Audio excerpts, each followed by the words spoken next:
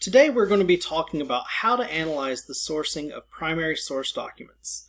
To accomplish this goal, we are going to be using the historical thinking chart developed by the Stanford Historical Education Group.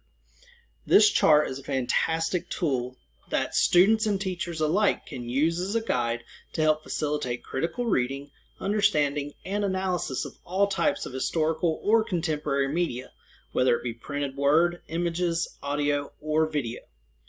So what do we mean when we say we're going to source a document?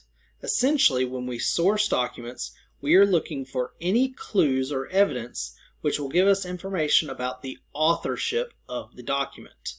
This basic information is important because we can only understand the reliability of a document after we answer the 5 W's.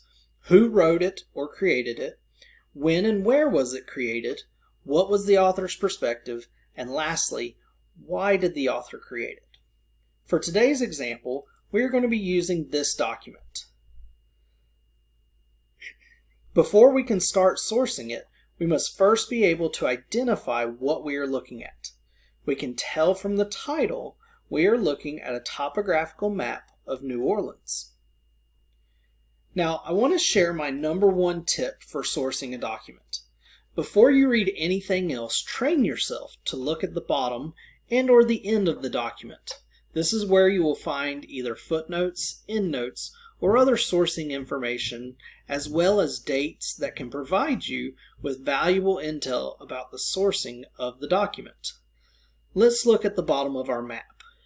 In the bottom right corner, we learn it was created on August 30th, 2005. If that date sounds familiar, that's because it was the day after Hurricane Katrina made landfall over the city. We also see it was authored by the Greater New Orleans Community Data Center. Moving to the bottom left corner, we learn it was generated using elevation data from USGS, neighborhood boundaries as defined by the City of New Orleans, and lastly, information from the Census Tiger for street and natural boundaries. According to Census.gov, Tiger geodatabases are spatial extracts for use with ESRI's ArcGIS mapmaking program. So, we've successfully identified who created the map, when and where it was created. We've also learned the map was created using scientific data and government resources. We can also infer the author's perspective and motivation for creating the map based on what we've learned thus far. This topographical map is one of several that were created by the City of New Orleans in the immediate aftermath of Hurricane Katrina. These maps were authored to not only educate residents about where to seek higher ground, but also to aid first responders and FEMA in their efforts to provide relief and rescue to those trapped by rising floodwaters. The fact these maps were created the day after Katrina hit and not in advance is a topic for another day.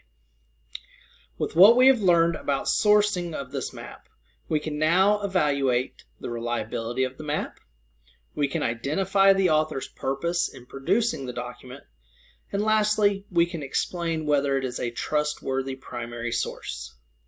The best thing about this method of sourcing documents is it is applicable to anything, whether it be primary or secondary sources, print, audio, or visual media.